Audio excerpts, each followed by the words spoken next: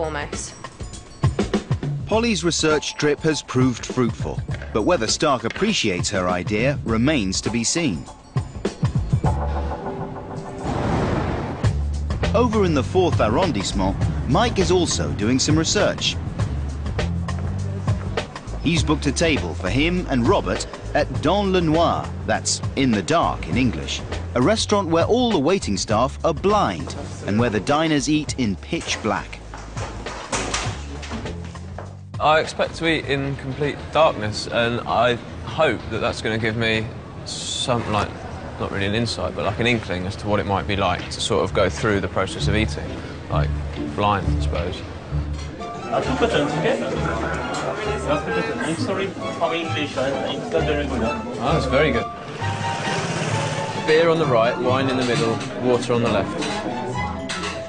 Did you nick my beer, Rob? Quite possibly. I haven't got a fork. I dropped it. Rob, you drank my beer. I've got a big steak. I keep thinking I've got it, but I've been cutting nothing for the last minute.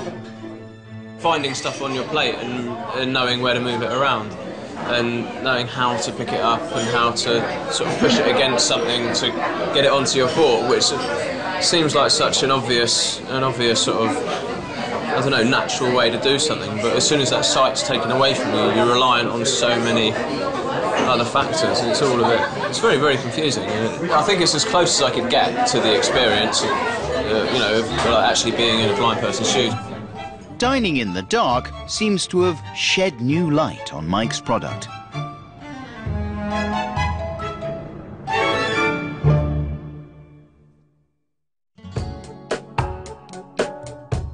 The students are now 5 days into their 2-week design challenge, but some are still floundering.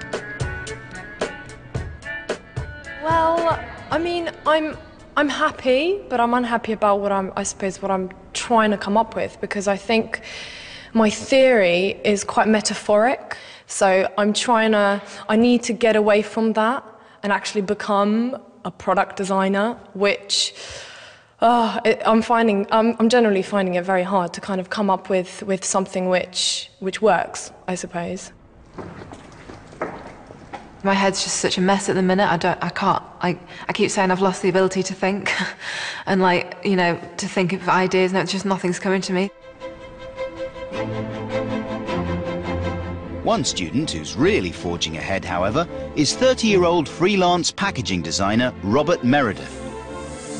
In the last presentation, he showed Stark a conceptual